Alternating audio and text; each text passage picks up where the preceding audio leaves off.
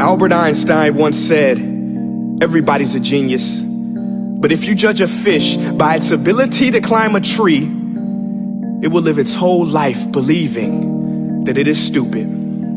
Ladies and gentlemen of the jury, today on trial we have modern day schooling. Glad you could come. Not only does he make fish climb trees, but also makes them climb down and do a 10-mile run. Tell me, school, are you proud of the things you've done?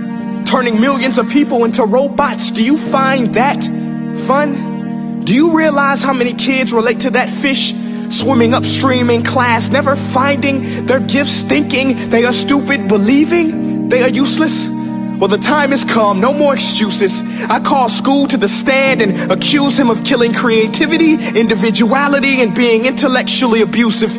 He's an ancient institution that has outlived his usage. So, Your Honor, this concludes my opening statement, and if I may present the evidence of my case, I will prove it. Proceed. Exhibit A. Here's a modern day phone. Recognize it? Here's a phone from 150 years ago. Big difference, right? Stay with me. Here's a car from today, and here's a car from 150 years ago. Big difference, right? Well, get this. Here's a classroom of today, and here's a class we used 150 years ago. Now ain't that a shame? In literally more than a century, nothing has changed. Yet you claim to prepare students for the future? But with evidence like that, I must ask, do you prepare students for the future or the past? I did a background check on you and let the record show that you were made to train people to work in factories, which explains why you put students in straight rows, nice and neat, tell them sit still, raise your hand if you want to speak, give them a short break to eat, and for 8 hours a day tell them what to think. Oh, and make them compete to get an A letter which determines product quality, hence grade A of meat. I get it. Back then, times were different. We all have a past. I myself am no Gandhi. But today, we don't need to make robot zombies. The world has progressed. And now we need people who think creatively, innovatively, critically, independently, with the ability to connect. See, every scientist will tell you that no two brains are the same. And every parent with 2 or more children will confirm that claim. So please explain why you treat students like cookie cutter frames or snapback hats, giving them this one-size-fits-all crap. Watch your language. Sorry, Your Honor, but if a doctor prescribed the exact same medicine to all of his patients, the results would be tragic. So many people would get sick, yet when it comes to school, this is exactly what happens. This educational malpractice, where one teacher stands in front of 20 kids, each one having different strengths, different needs, different gifts, different dreams, and you teach the same thing the same way? That's horrific. Ladies and gentlemen, the defendant should not be acquitted. This may be one of the worst criminal offenses ever to be committed.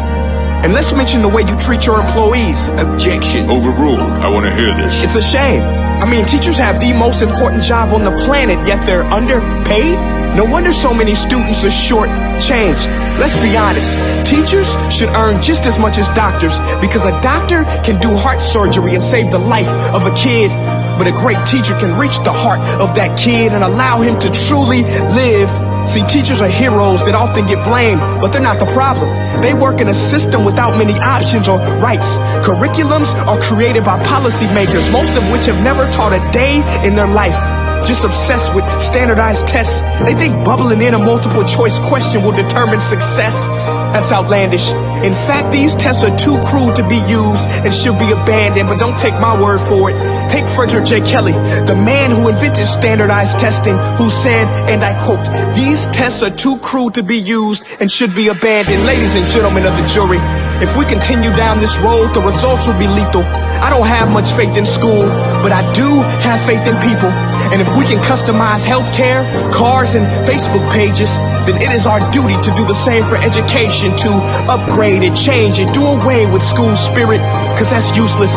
Unless we're working to bring the spirit out of each and every student, give every gift an equal chance. I know this sounds like a dream, but countries like Finland are doing impressive things. They have shorter school days, teachers make a decent wage, homework is non-existent, and they focus on collaboration instead of competition. But here's the kicker, boys and girls. Their educational system outperforms every other country in the world. Other places like Singapore are succeeding rapidly. Schools like Montessori, programs like Khan Academy, there is no single solution.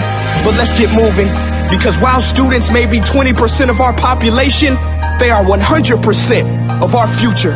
So let's attend to their dreams, and there's no telling what we can achieve. This is a world in which I believe, a world where fish are no longer forced to climb trees. I'll rest my case.